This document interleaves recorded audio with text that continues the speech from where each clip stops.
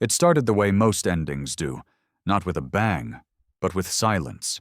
Not a single declaration, no final message, no threats, no negotiation, just one by one, planet by planet, outpost by outpost. The humans simply left. Some said they were planning it for decades. Others said it was a spontaneous collective decision. But no one could deny the truth.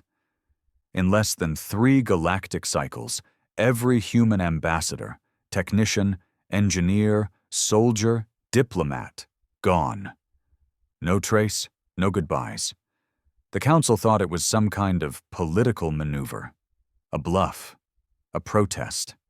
They'd seen humanity get emotional before, always ranting about how they were being used, how they weren't treated like equals. The council laughed behind closed doors, called humans overly sentimental, unpredictable, useful, but primitive. They weren't laughing now. The trade network collapsed first. Without human logisticians running cargo routes through black zones and war-racked sectors, the flow of goods slowed, then stopped. Entire economies buckled in weeks. A dozen minor species screamed for assistance. The council tried to send their own, but nothing moved like humans. No species pushed through void storms with human gut instinct. No AI could replicate their dirty, intuitive shortcuts. Then came the tech failures. Humans weren't just labor. They were inventors, fixers, innovators.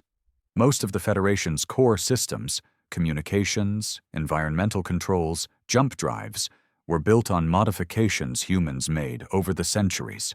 No manuals, no schematics, just tinkered brilliance. And now that brilliance was gone. The engines sputtered, ships stalled mid-warp, satellites blinked out. They tried to reverse engineer the systems, tried to understand how those reckless little apes had kept things going. But without them, it all unraveled. Quietly, relentlessly. One of the council elders, a bloated silicon-blooded thing named Quarren, had warned about this decades ago. "We cannot build an empire on the backs of those we do not value," he had said.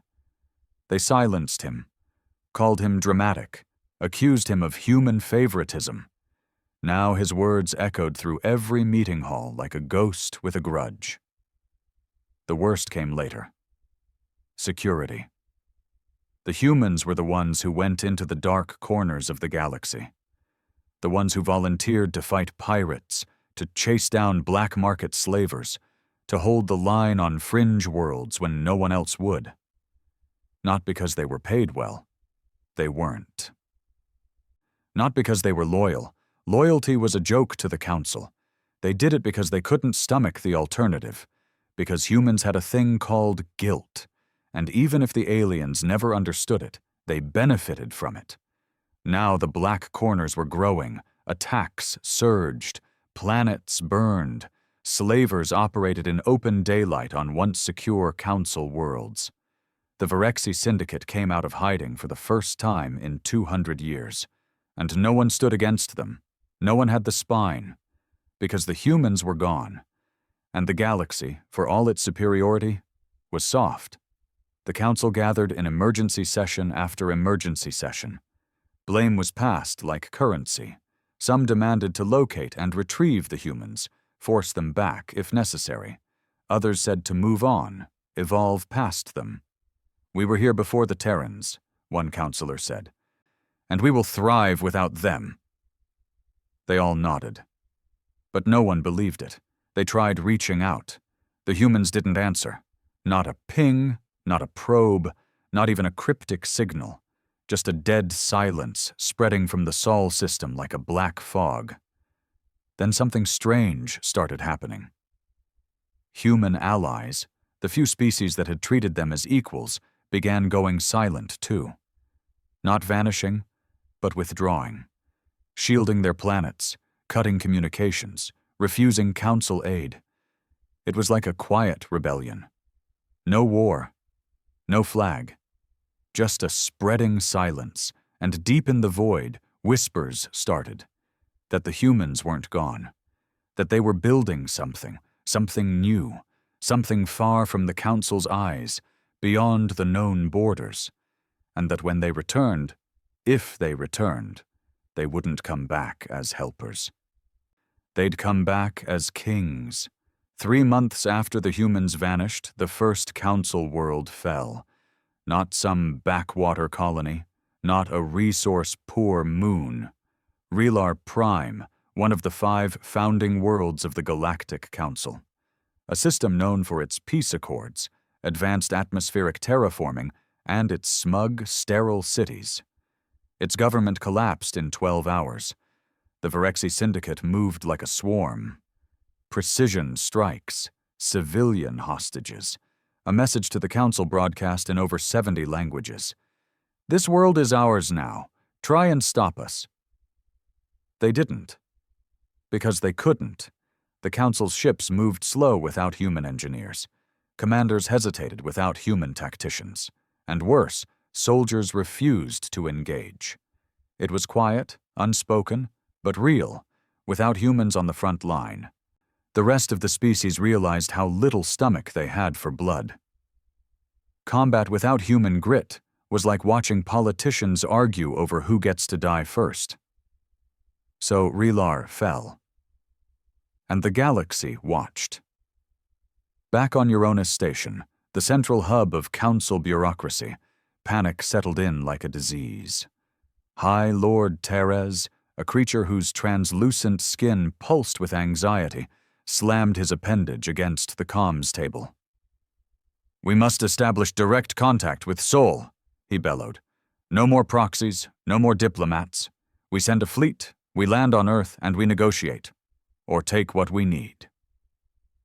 His voice echoed across the dome-shaped chamber, drawing mutters and glances. Counselor Adrake, one of the few species known for standing side by side with humans in past wars, leaned forward slowly. "Do you hear yourself?" he asked, voice low and heavy. "You want to send warships into Terran space? After what we've seen? After what they've built for us? Died for us?" "They've abandoned us!" Teres snapped.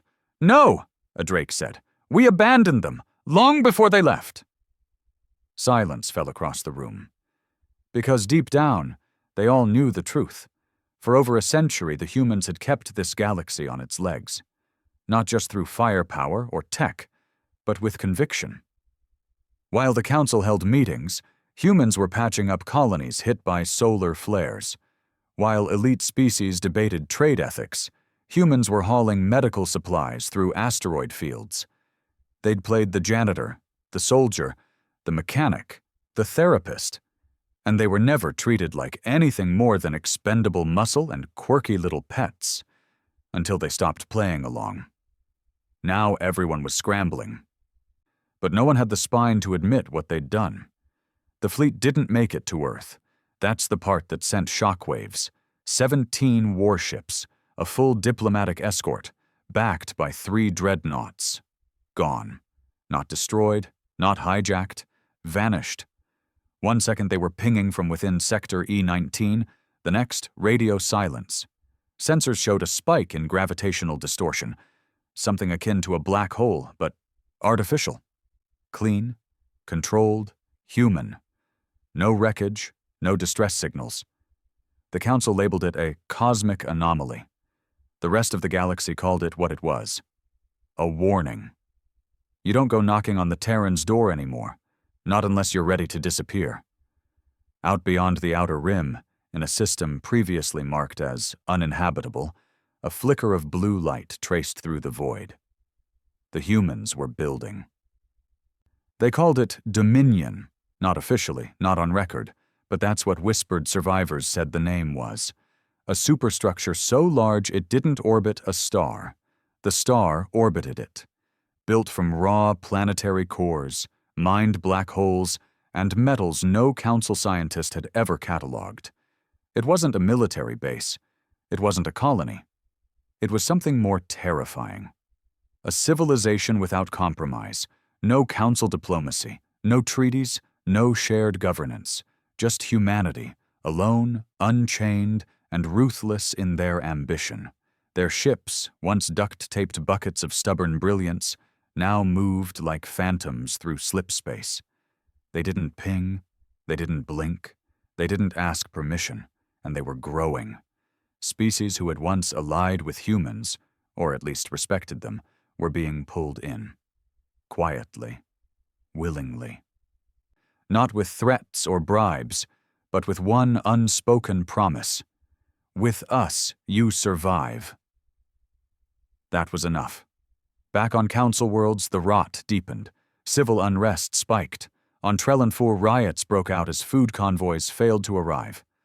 When local security tried to restore order, the crowds chanted one word. Terrans. They weren't protests for peace. They were pleas, a cry for the return of the only species who, for all their flaws, gave a damn when things went bad. But the humans weren't coming. Not for the Council. Not anymore. They had sent their message without words. You needed us more than you admitted. Now see how you survive without us. There were still those who tried to fix things. Admiral Korvek, a hardened, one-eyed tactician who once commanded fleets alongside Terran officers, took a shuttle to what remained of the old Sol relay outpost. It had been abandoned, left floating in silence. Human markings still scarred the walls, warning signs, graffiti, faded photos of loved ones stuck to the steel. He walked the empty corridors in silence. At the core, he found something he didn't expect. A recording, hidden behind encrypted code only a veteran with human clearance could access. It wasn't a threat. It was a journal, a man's voice. Deep, tired, real. You won't notice we're gone at first. You'll laugh, say good riddance, pretend you never needed us. But time will grind you down. You'll feel the absence like an infection, slow and spreading. You'll ask yourself why we left, but the answer was always there. You just never listened. We didn't walk away out of hate. We walked away because you killed our will to stay. One war too many, one insult too far, one dead engineer no one remembered the name of. So we'll build our own world, and this time, we won't make the mistake of trusting you. Korvek stood in silence, jaw clenched. He didn't cry. Not because he wasn't sad, but because he was angry. Angry that he had let it happen. Angry that none of them listened. Angry that this might be the final legacy of the greatest species the galaxy had ever seen. Not remembered for their fire, but remembered for what happened when they took that fire with them. Across the stars, a new map was forming. Not written in ink, but in fear. Entire sectors were now marked unclaimed, which was code for too dangerous without the humans. Council space was shrinking. The Virexi had carved out a lawless empire. Pirate lords ruled trade lanes. Minor species begged for help, but none came. Because everyone was waiting. Watching. Waiting to see what the Terrans would do next. And finally, they made a move. Not a war. Not an invasion. A transmission. Short. Brutal. Final. Broadcast from Dominion on every known frequency, translated perfectly into every known tongue. To the Galactic Council, we are no longer yours. You do not own our labor. You do not deserve our sacrifice. We are not your shield, your hammer, or your fallback plan. You mocked our chaos, feared our instincts, and exploited our goodwill. Now, you stand alone. We are not coming back. Let the consequences teach you what our loyalty once shielded you from. It played once, then silence. But this time, that silence didn't feel empty. It felt like a storm pulling oxygen from the air before impact. Because the Council had finally realized. They weren't dealing with primitive apes anymore. They were dealing with something else. Something that learned to build without oversight. Something that evolved past permission. Something that still remembered every insult, every betrayal, every laugh behind their backs. And they were out there in the dark. Quiet, watching, waiting.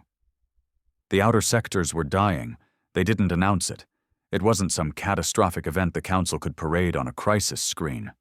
It was quieter, slower, but far more brutal. It started with systems going dark, no signals, no trade beacons, no jump traffic.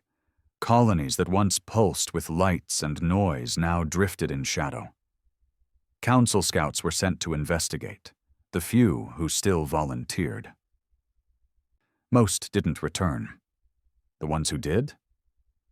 Shaken, unwilling to talk, they whispered of planets stripped clean, infrastructure left behind like picked bones, entire populations missing, no bodies, no blood, just silence. And strange symbols burned into steel and stone.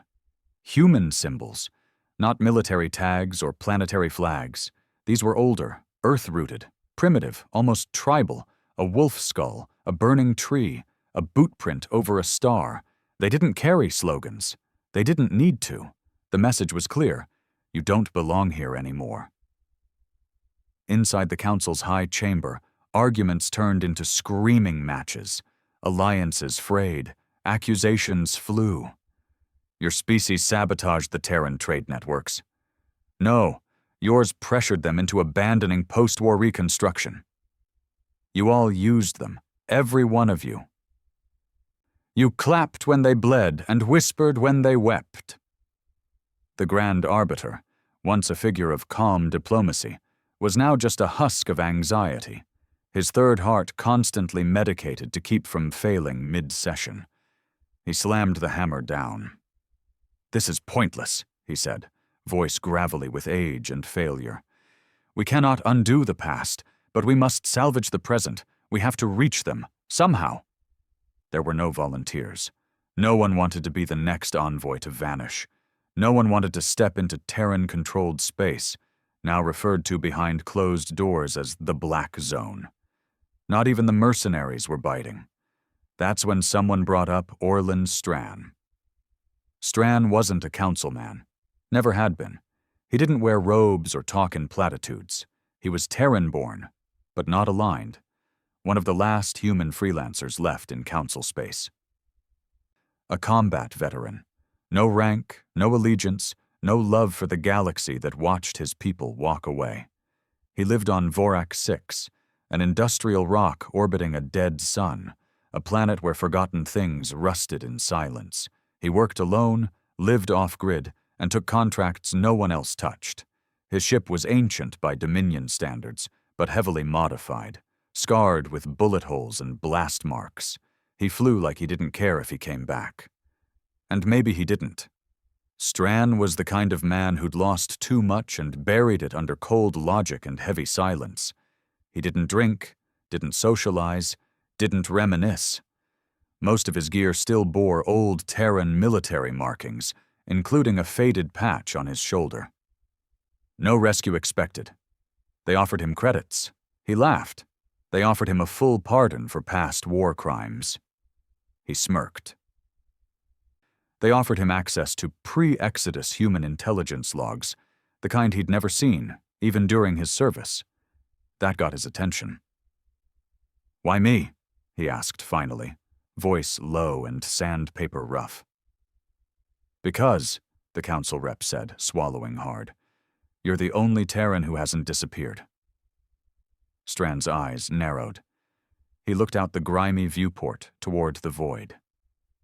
"They didn't disappear," he said. "They just stopped picking up the phone." He left Vorak 6 within the hour. His ship, the Warden's Fang, rattled like a dying animal when it jumped. But it held. Strachan didn't bother sending formal clearance requests. Dominion space had no bureaucrats to respond anyway. The jump coordinates were old, a guess based on cross-tracked Dominion ship sightings and gravimetric pulses. The deeper he went, the fewer beacons he saw. Navigation became guesswork. Eventually, even his sensors began distorting. The fabric of space itself changed, like something was pressing back. Then, just before his comms died, A message blinked onto his screen. "If you're not one of us, turn around." Strand leaned back in his seat, exhaled slowly, and replied in Terran military code, encoded in pulse tones. "I'm not one of them either." 10 seconds passed, then 20. Then the void blinked. A singularity opened, not a natural wormhole. A man-made one, human-made. The fang was pulled in like a leaf in a drain. What Strand saw on the other side didn't feel like any colony or military outpost he'd ever visited. It felt ancient, but not in time, in design. Vast, silent constructs rotated slowly around a blue dwarf star, forming interlocking shapes and structures, massive ring worlds. Shielded asteroids, cities built into the hollowed cores of moons. There were no patrols, no warnings, but he could feel eyes on him. A voice came over his comms, male, calm, cold. "State your origin and intent," Strand answered bluntly. "Terran veteran. No current allegiance. I've come to speak." "With who?" "Whoever still remembers what we gave, and what they took." Another pause, then silence, then a pull, soft but undeniable, his ship being guided by invisible hands. He landed on Fort Meridian, a floating city built into the skeleton of an old Terran dreadnought. The moment his boots hit the surface, he was met with weapons, human weapons, black armor, visors down, no insignias. One stepped forward, removed his helmet. Strand recognized the face immediately. Colonel Arden Wells, MIA for over a decade. Thought dead in the Dravik campaign, a man whose name used to command respect across fleets. "Didn't think they'd send you," Wells said. "They didn't," Strand replied. "What do you want?" "I want to know why we're letting them drown without a fight." Wells gave a bitter smile.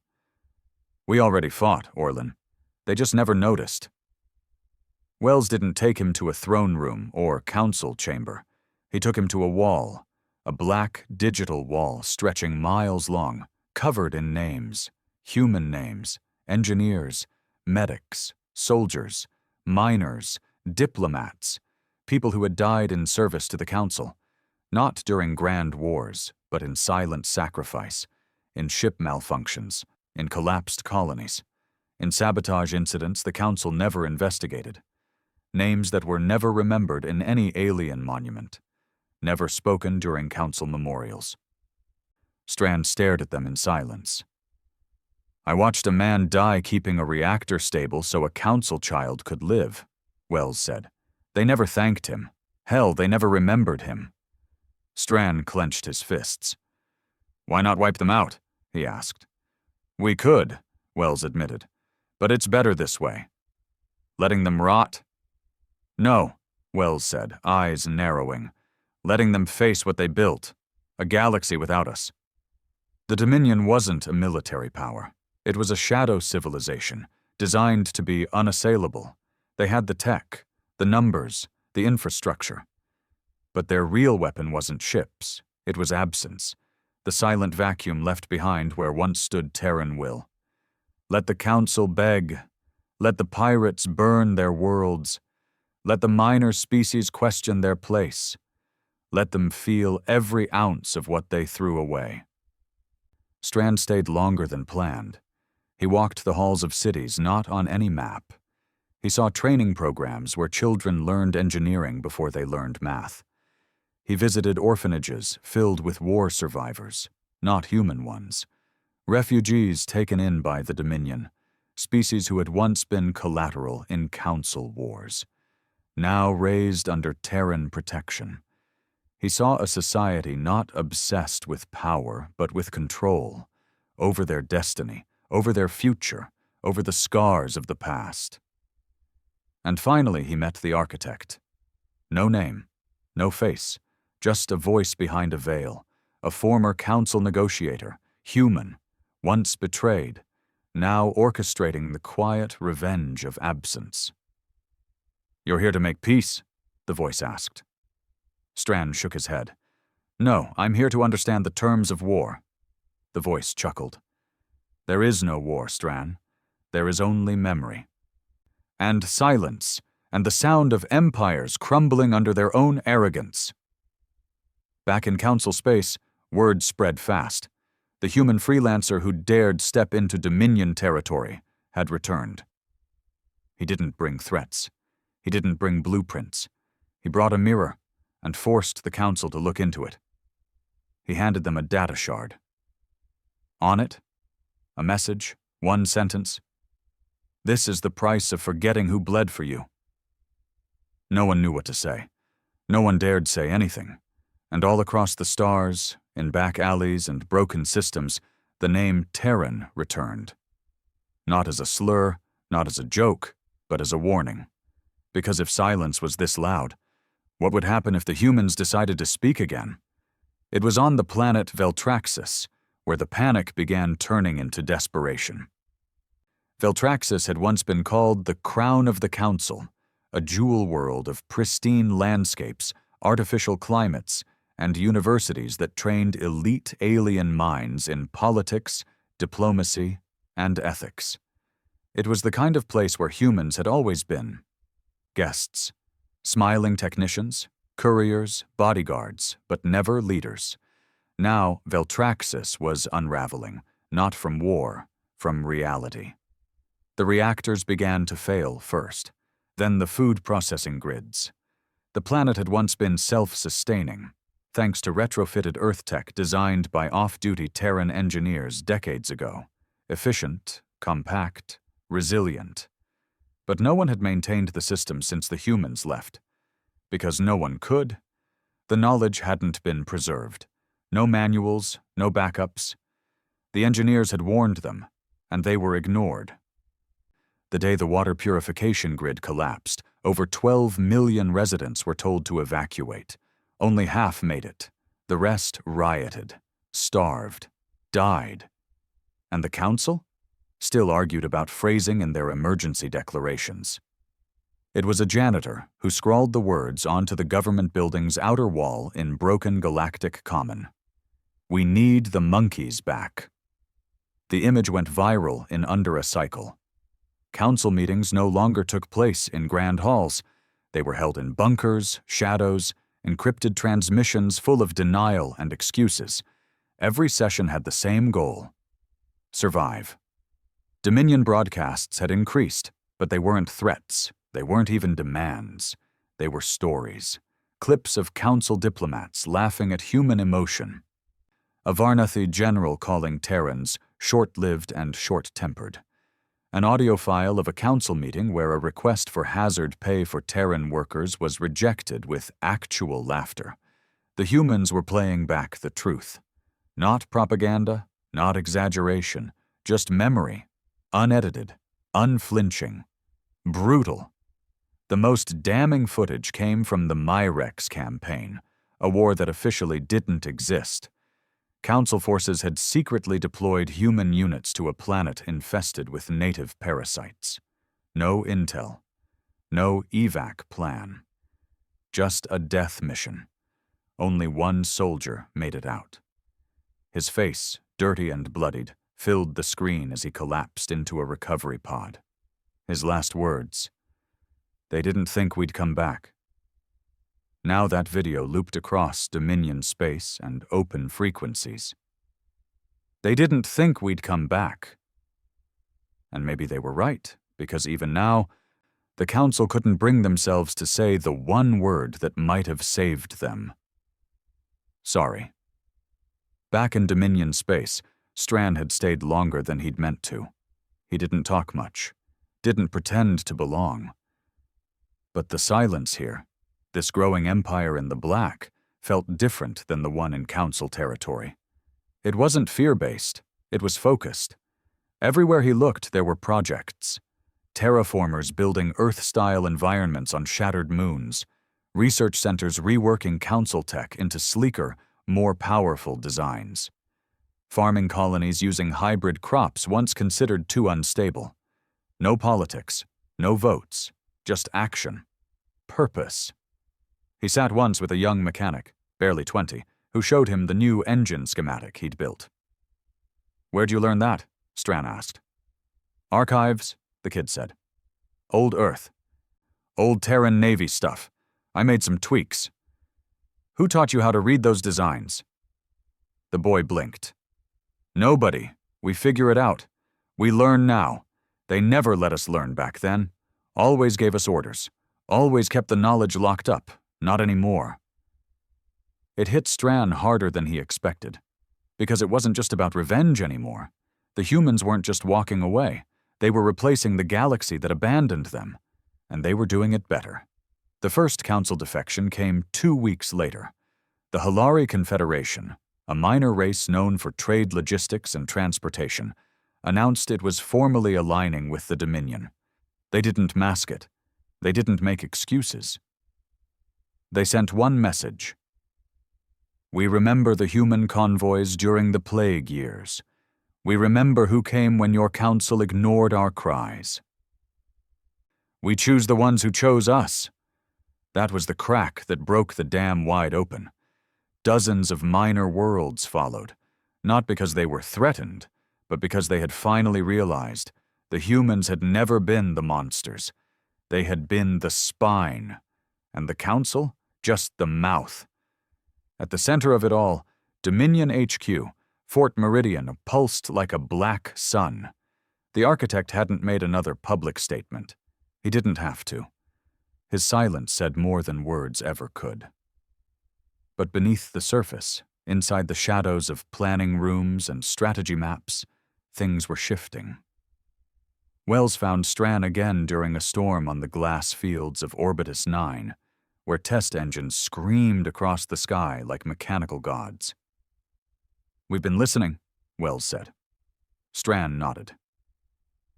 "To the Council? To the defectors? And? They're not sorry," Wells said. "They're scared. That's not the same thing." Stran gave a tired smile. "No, but it's a start." Wells didn't smile back. "There's talk," he said, "that they'll try something desperate." "What kind of desperate?" "An ultimatum, a strike, a suicide fleet, maybe even a species-level weapon. Rumors say they've been digging into relic tech, planet wipers. Thought they were myths, but you know how panic rewrites history." Stran looked out across the testing fields. "They fire one shot," he said. "They won't just lose the war." Wells stared at him. "They'll lose the galaxy." The weapon came sooner than expected. It wasn't launched. It wasn't even activated. It was found. A failed attempt by a dying world, Krelith Prime, a council species on the brink of starvation. They'd built a makeshift planet disruptor using scavenged black market Dominion tech. It exploded on startup. The blast killed 3 million. It destabilized the planet's core. And the only reason it didn't go full critical? A Dominion autodrone intercepted the core at the last second, shut it down, stabilized the burn, and ejected the remains into deep space. The same Dominion that Krelith had refused to acknowledge, had mocked, had called barbarians in borrowed suits. The Dominion saved them, and didn't say a word. No retaliation, no demand for gratitude. They just left. And that's what made it worse, because it stripped away the last lie the Council had been telling itself, that the humans were vindictive, that they'd overreacted, that their silence was childish. No, their silence was discipline. Their silence was superiority. And the Council wasn't even a footnote in this new chapter. It was Admiral Korvek who finally stood up. He had served beside Terrans in the early wars, watched them bleed, watched them die, buried more of them than he could count. He went public. A live transmission to every system still under Council control. No filters, no scripts, just his voice. One veteran, speaking plain. "We did this," he said. "We took, and when they gave more, we ridiculed them for it. We sent them to die and pretended it was their choice. We leaned on their backs until they broke, and then we spat on their graves. I watched a Terran soldier pull 3 of my men out of a burning dropship with a collapsed lung and 1 arm. The Council never even added his name to the wall. We do not deserve them. But maybe, just maybe, if we admit that, they'll let us live. The transmission spread like wildfire. Some laughed, some cried, some turned their eyes toward Dominion space and whispered, "Please." But the humans didn't answer. They didn't need to. Because now, the galaxy finally understood. This wasn't a war. This wasn't a protest. This was evolution. And Earth had left the rest of them behind. The decision was made in secret. Not by the Council as a whole. That fractured relic was no longer capable of unity. This came from the Core 3, the only species still holding significant power, the Veltrak, the Quarnari, and the Helvok Dominion. They didn't inform the rest. There was no vote, no debate, only fear, and from fear came desperation. So they activated Protocol Seraphim, a contingency that had been sealed away for centuries, buried so deep that most believed it was myth. A failsafe for when diplomacy failed, war backfired, and power slipped through trembling fingers. Protocol Seraphim was not a weapon in the traditional sense. It was a trigger, an automated system hidden inside ancient satellites orbiting multiple Dominion-claimed systems, satellites installed decades ago, back when humans were still trusted enough to never suspect betrayal. When activated, they would unleash a cascade of singularity charges, microscopic black hole generators designed to consume everything within a system's core. Not just planets, stars, no warning, no survival, no trace. The Core 3 told themselves it was necessary, that humanity had become a threat to the galaxy's balance, that the Dominion was overreaching, that letting them grow unchecked meant extinction for everyone else. They told themselves anything they had to live with the fact they were about to commit genocide. The satellites armed, silent, invisible, undetectable. They chose 3 systems: Eldraxis, a known Dominion science world; Dara 7, a hybrid species colony openly allied with the humans; and most bold of all, Argo Prime, believed to be one of the core manufacturing planets of Dominion infrastructure. The charges were scheduled to go off simultaneously, synchronized down to the nanosecond. The plan was to send a message. We still hold the power. You are not gods. You are not untouchable. Except, the charges never fired, because 3 hours before detonation, every satellite simply shut down. No explosions, no alerts. Just silence.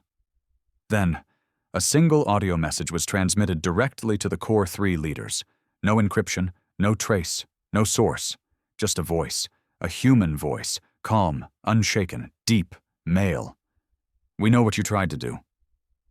Then a pause. Long. Heavy. Like it wasn't done speaking. Then, that was your one chance, your one attempt, your last move. Then silence. The message cut. And that's when the real retaliation began. It wasn't fire and fleets. It wasn't blood and bullets. Humanity didn't descend like a storm. They removed the Council from the galaxy without ever firing a shot. The first step? Economic strangulation. Dominion-aligned traders stopped recognizing Council currencies. Every black market, every transport hub, every neutral world, they all began demanding Terran credits. Why? Because Terran credits were backed by results. By technology, by survival. The Council's money, on the other hand, was backed by the promise of dying empires and empty chairs. Trade collapsed overnight. Power grids failed because repair drones couldn't be purchased. Starving colonies devolved into feudal chaos because food shipments couldn't be routed. Ships were stranded mid-jump, unable to buy fuel. The Council's civilization had never really been built on its own strength. It had been propped up by human willpower, and now it was bleeding out. The second step was more subtle: rewriting history. The Dominion launched a data wave, a massive info drop across thousands of systems, documents, footage, reports, nothing fake, nothing dramatized, just the truth. Human medical teams saving colonies during the plague wars. Human engineers staying behind to hold collapsing reactors while alien diplomats fled. Human soldiers defying suicide orders to protect species that had once called them brutes. All real, all verified, and all delivered directly to the people the Council had ruled for centuries. The effect was immediate: uprisings, mutinies, civil revolts. Council monuments were torn down, statues of alien war heroes defaced and replaced with crude carvings of Terran soldiers holding bleeding allies in their arms.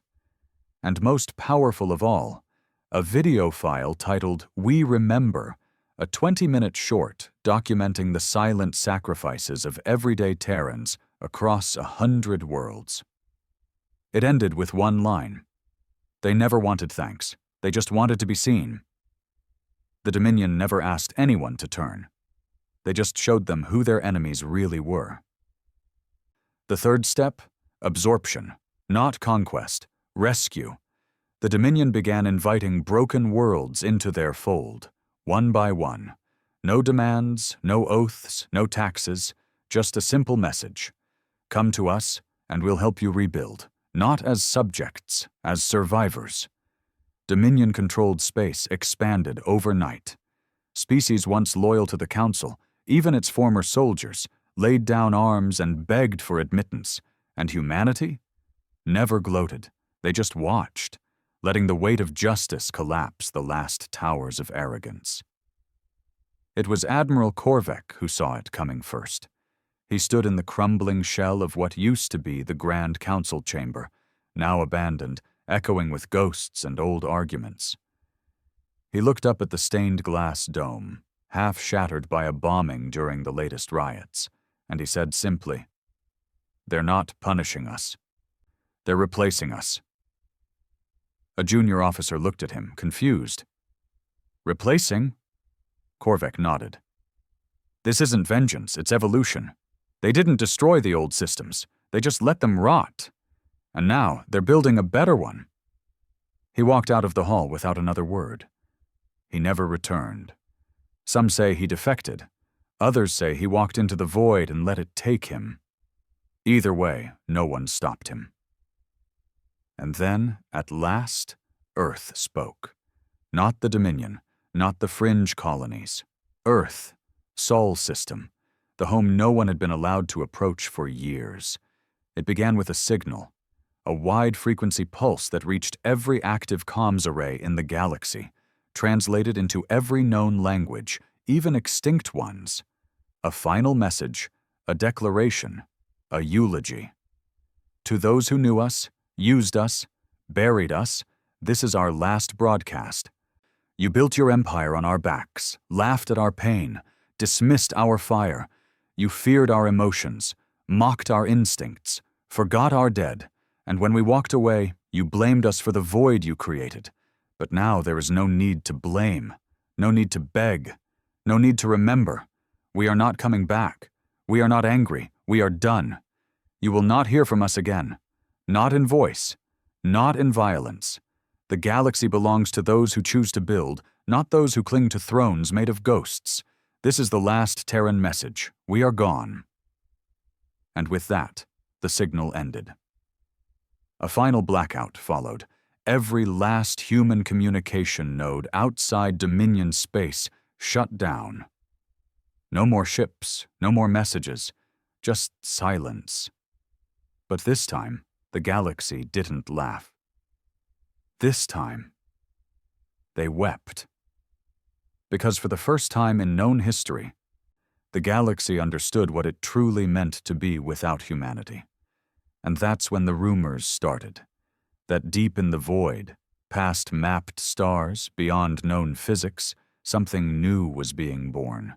Not a fleet, not a weapon, something more. A Terran-built future where memory was sacred, where sacrifice wasn't forgotten, and where no alien would ever set foot.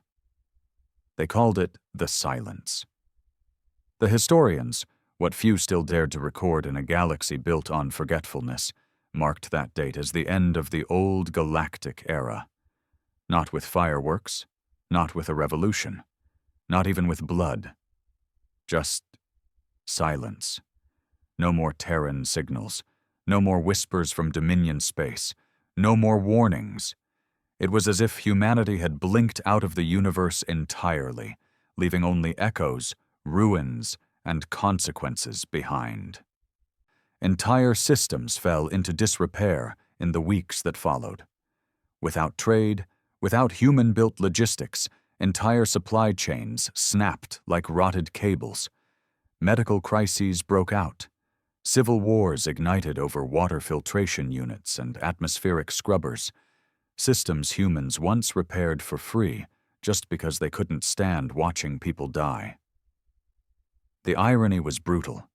The same species that was mocked for being too emotional, too impulsive, and too chaotic had turned out to be the only thing holding this shattered galactic puzzle together. And now? Now it was all coming apart. On the fractured moon of Kessel-Yun, a gathering of species leaders met in desperation. Not council remnants, the council was effectively dead, but planetary governors, warlords, exiled politicians, and corporate powers clinging to relevance. They met in secret, surrounded by private security. Everyone watched everyone else. The topic was simple. What do we do now that the Terrans are gone? There was no unity in the room. One speaker, a corporate magnate with deep scars across his reptilian snout, barked out, "We rebuild, we evolve, we don't need them." Another, a slender, violet-skinned diplomat from a near-extinct race, hissed back, "You say that now, but your fleets haven't moved in a month. Your mining drones haven't worked since the last Terran technician vanished." An older being, one of the former council's economic architects, merely sat in silence. When pressed for comment, he finally muttered, "We should have listened when they warned us. We thought we were kings. They were just the firewood we burned to stay warm." Then he walked out of the room and shot himself. The rest argued for 3 more days before disbanding. Nothing was resolved, because deep down they all knew the truth. Humanity had become untouchable, not through force, but through absence. And absence was a far worse punishment than death. Meanwhile, across the galactic fringe, strange sightings began to surface. Ships that didn't use standard warp drives, engine signatures that registered as negative energy, violating known physics. Fleets that appeared in one sector, vanished without a trace, then reappeared 100 light-years away within minutes. None of them bore flags. None responded to hails. But all of them shared one common trait: Terran design, sleek black hulls, red glow underframes. AI-assisted formations that moved like predators in formation, no wasted energy, no hesitations. At first they were dismissed as myth.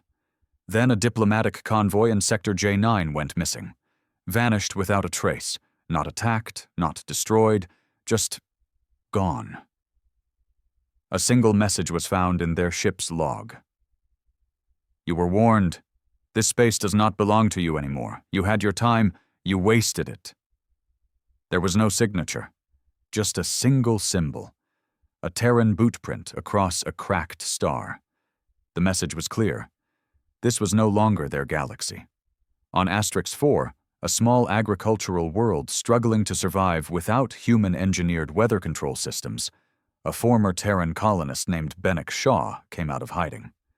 He'd remained behind after the withdrawal. Not for loyalty to the Council, but because he had fallen in love with a native woman and had a child with her. Half human, half Iori. The locals had spat on him when the Exodus happened, called him a traitor, said he was just another monkey who should have left with the rest. But now, with crops dying and systems failing, they came to his door in the middle of a storm. The village leader, a hunched old creature who once testified against humans during trade debates, fell to his knees in Shaw's doorway. "Help us," he whispered. Shaw looked at his daughter, then back at the man. "I warned you," he said coldly. "I told you what would happen." "We didn't listen," the leader said, his voice broken. "We didn't understand."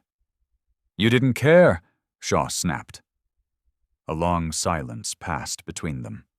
Then, quietly, Shaw stepped outside and began repairing the old water system by hand. Not for the elders, not for the village, but for the children, because that was still the difference. Humans remembered how to give a damn. Even after everything, in the far reaches where no council map dared go, something massive stirred. Observers called it the Veil, a growing region of space where sensors went blind and comms went silent. At first it was small, then it began to expand. Not in a straight line, not like a weapon. It moved like a boundary, a slow, deliberate wall, creeping outward.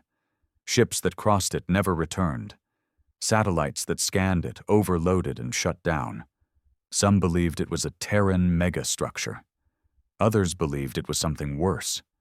A quarantine zone, dividing the galaxy into two sides. Before humanity. After humanity. And still, not a word came from the Dominion. No claims, no threats, no declarations, just that growing silence and the slow shifting of stars behind it. On Borealis Prime, one of the last functioning information hubs in Council space, a young data archivist began compiling a new record. He called it the Book of the Forgotten Species. It didn't list the names of the fallen aliens. It listed humans, not just generals and engineers, but dock workers, field medics, maintenance crew, translator techs, children who died on colony ships while trying to relocate a sick population from a dying world. He filled page after page with every confirmed Terran name that had vanished from Council records, and at the bottom of every entry, he wrote the same thing. They never asked for praise, only for purpose. The archive was banned within 2 weeks. But by then, it had already spread to over 1,000 systems. The truth was loose, and there was no putting it back in the cage. Meanwhile, in Fort Meridian, deep within Dominion territory, a conversation was taking place. Wells stood with the architect, no longer hidden behind screens or shadows. A man now aged, worn, but still sharper than the galaxy would ever be again. "We've broken them," Wells said. "They're begging for scraps now." The architect shook his head. "No, they're just seeing the cracks we always lived under." He walked slowly toward a projection, a holographic map of known space. The old Council territory was a spiderweb of collapse. The Dominion sector, in contrast, pulsed like a single steady heartbeat. "The difference," the architect said, "is that they built for control. We built for memory." He turned to Wells. "They forgot what we gave, and now they pay the price." Wells asked the only question left. "Do we let them in?" The architect didn't answer immediately, but then he said, "One day. Maybe, but not until they understand that we were never the barbarians. We were the foundation, and we're done being walked on." His name was Ryland Thorne, and he had once stood at the head of a fleet that spanned 5 sectors.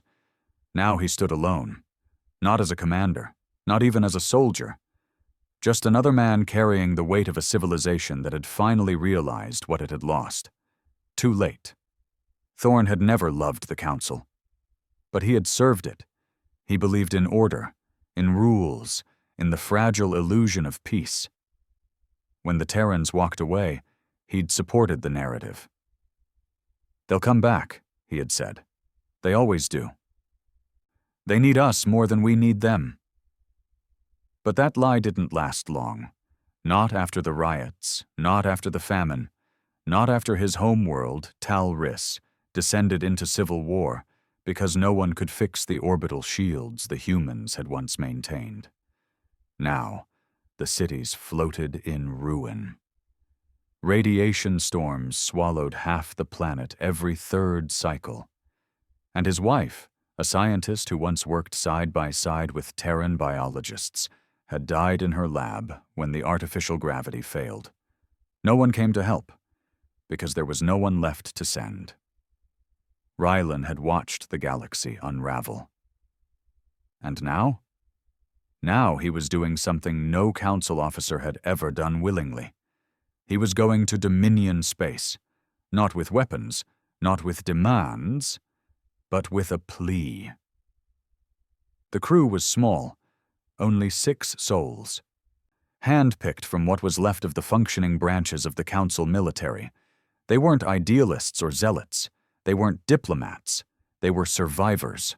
A former cargo pilot named Isha, with a cybernetic eye and no family left. An engineer named Bran, who used to repair Terran ships, and still carried the guilt of staying silent while they were being driven out. 2 ex-Marines, veterans of the border conflicts. Hardened. Quiet. One had a melted arm from a Virexi plasma bomb. The other had a long scar across his jaw, given to him by a Terran during a fistfight, back when they still fought beside each other. And lastly, there was a translator named Huron, a Terran sympathizer. Young. Too soft for war, but smarter than anyone gave him credit for. Their ship was called the Emberlight, a gutted diplomatic vessel that had once ferried council delegates between sectors. Now, it was limping toward Fort Meridian, carrying nothing but truth, shame, and hope. Crossing into Dominion space was like stepping into another reality. No patrols, no warnings, no border checkpoints, just that same oppressive silence, that same weight, like the air itself was watching. The crew said nothing as they passed into the veil, the artificial event horizon that marked where the Dominion had drawn its invisible line in the galaxy. The moment they crossed it, all external signals went dead. Navigation systems scrambled. Light itself seemed to bend. It was Huron who whispered first. "They're letting us in." Rylan glanced at him. "You sure?" "Yeah," he said. "If they didn't want us here, we'd already be gone." The others didn't argue. They knew what the humans were capable of. Everyone did now. 3 hours later, the Emberlight was boarded. Not with weapons drawn. Not with screams. Just a quiet hiss of atmosphere as the airlock opened and 6 Terran soldiers stepped on board. All wore matte black armor. No symbols, no flags. Just that same red glow undercarriage that marked them as Dominion elite. One of them removed their helmet. It was a woman. Mid-40s, human, pale skin, scars across her forehead. Her voice was calm, controlled. "You crossed into protected space," she said. Rylan stepped forward, hands raised. "We're not here for conflict, we're here to speak." "Who gave you permission?" she asked. "No one," he said, "but we came anyway." "Then why are you still alive?" she asked, tone cold. Rylan hesitated. "Because you know we're not here to threaten you. We're here because we finally understand what we did, and we need to say it out loud." The woman looked him over for a long moment. Then she nodded. "Strip your weapons. Surrender your data cores. You'll be escorted." "To where?" asked Aisha. The soldier turned, already walking. "To the ones who remember why you were never worth saving." Fort Meridian wasn't a city. It was a testament. Massive, towering structures built into the wreckage of old Terran fleets. Museums made from rusted hulls. Temples lined with the names of human dead etched into stone. And in the center, a circular amphitheater called the Hall of Consequence. That's where they were taken. That's where the architect was waiting. He looked older than the stories. grayer, but sharper. He sat in silence as the six stepped into the room. No guards, no intimidation, just gravity, real and metaphorical. "You came a long way," the architect said, voice soft, but with an edge that cut deeper than steel. "Why?" Ryland stepped forward. No theatrics, no titles. "We came to say the one thing no one ever had the courage to say." The architect said nothing. So Ryland said it. "We're sorry." The words echoed. No applause, no forgiveness. Just silence. Then the architect stood and walked toward him. "Sorry," he said. "For what?" "For using you," Ryland said. "For mocking you while needing you. For pretending we were better when we were always weaker." The architect stopped a few feet away. "And what do you want in return?" he asked. Ryland shook his head. "Nothing. We came to speak, that's all." "Not permission?" the architect asked. "Not help? Not rescue?" "No," Ryland said, voice raw. "Because we know we don't deserve it." The architect studied him for a long time. Then, finally, he said, "You're not the first to apologize, but you're the first to mean it." They were allowed to stay the night, not as guests, not as prisoners, just observers. That night, Ryland walked alone through one of the memory halls, an enormous corridor filled with holograms of Terran engineers who died repairing council tech. Each name was accompanied by the planet they died on, and the system that never recorded them. He stopped at one. Devin K. Trask. Died manually stabilizing fusion core on Pilax Station Council response. Unknown human casualty. Planet saved. Record deleted. Ryland fell to his knees. He stayed there for an hour and wept, not for Trask, but for the truth. Because the truth was, the Council never feared humans for their aggression. They feared them because of their capacity to care, even when they were hated. They feared that kind of strength. And now, with that strength turned inward, building, evolving, remembering, the galaxy had nothing left to stand on. Before they left, the architect gave them something unexpected. A chip. Data encrypted in old Terran code. "What is this?" Ryland asked. "A warning," the architect said. "Not to you, to the rest. Spread it, let them know." Ryland frowned. "A threat?" "No," the architect said. "A countdown." The Emberlight left Dominion space under silent escort. No one fired. No one chased. But the message had been delivered. Not the apology. The response. And as Ryland stared at the chip in his hand, he knew. This wasn't forgiveness. This was mercy's last breath. And when it ended, the stars would belong to those who remembered, and the rest would be forgotten. The chip wasn't meant to be deciphered easily. Even the Dominion escort who delivered it didn't say a word. Just dropped it in Ryland Thorne's hand before boarding their ship and vanishing into the black. Back aboard the Emberlight, they didn't try to jump to hyperspace immediately. Everyone felt it. That heavy pressure in the air. Like whatever was on that chip wasn't a message or even a warning. It was a verdict. Bran, the engineer, hooked it up to an isolated core. No network, no live feeds, no broadcast links. Just a dead console shielded by layers of shielding, surrounded by people who knew that one wrong move could mean instant obliteration. The chip blinked once, then opened. There was no encryption key, because the humans hadn't built this for secrecy. They built it to be understood. This is the last transmission from the Dominion's Central Command Network. You are not being hunted. You are not being threatened. You are being weighed. The veil expands based on behavior, not location. Civilizations that repeat history will be quarantined. Those who exploit the willing, silence the mourners, and bury the dead without names will be erased. This is not a war. This is a filter.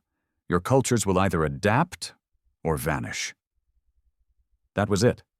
No speaker, No demands, just the quiet certainty of a species that no longer asked permission. A filter.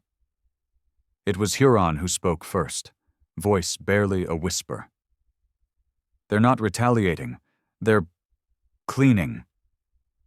They're purging the rot," Bran muttered. "Not with fire.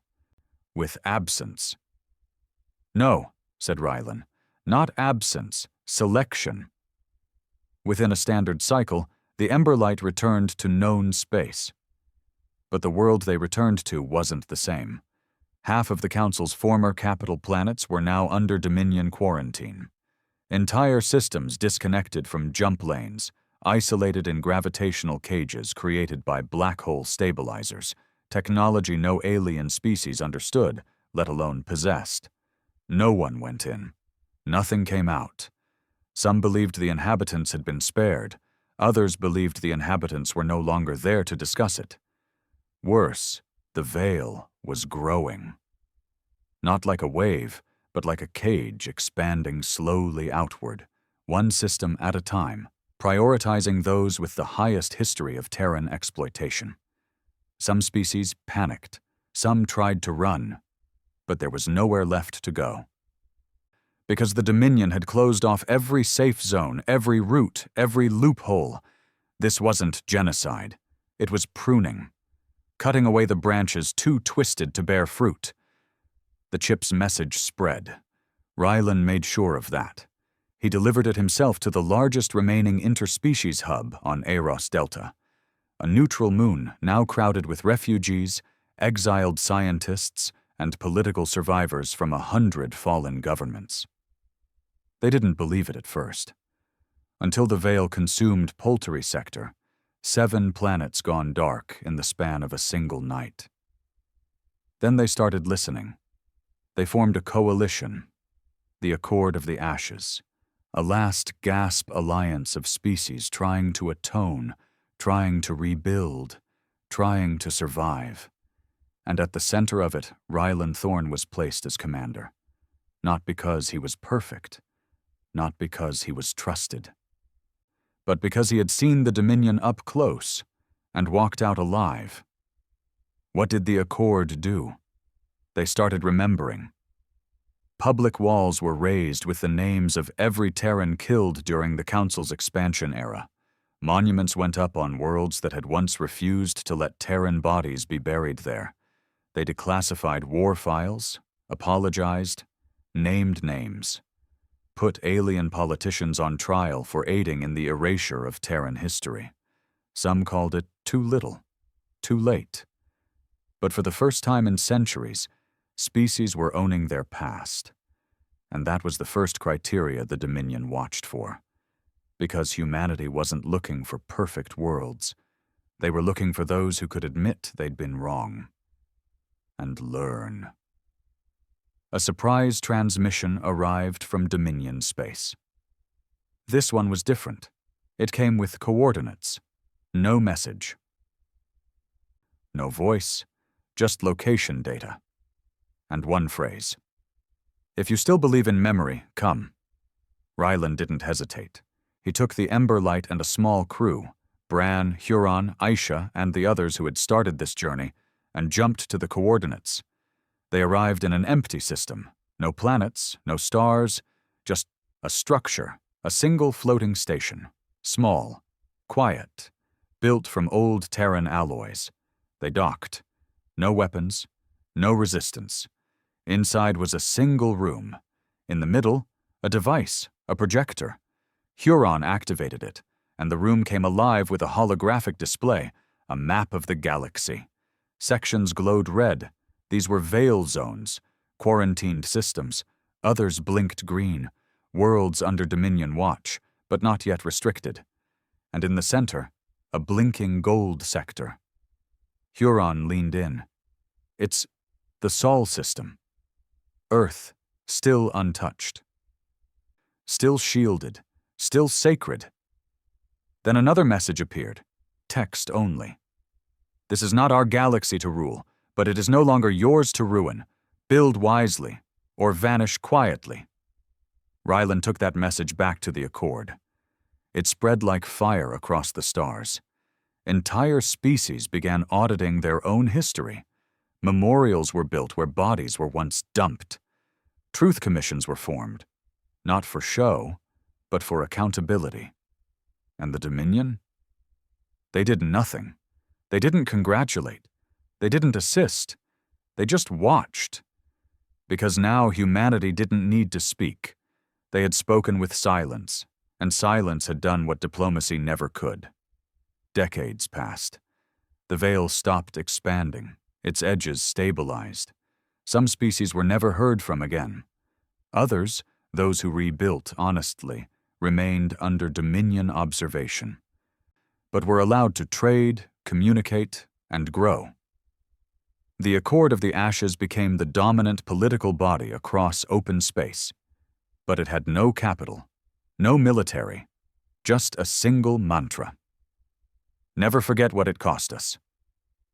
In its halls hung a single Terran flag, black cloth, red boot print, white stars, and underneath it the words carved in Terran Latin, Resurgo ex Cinere.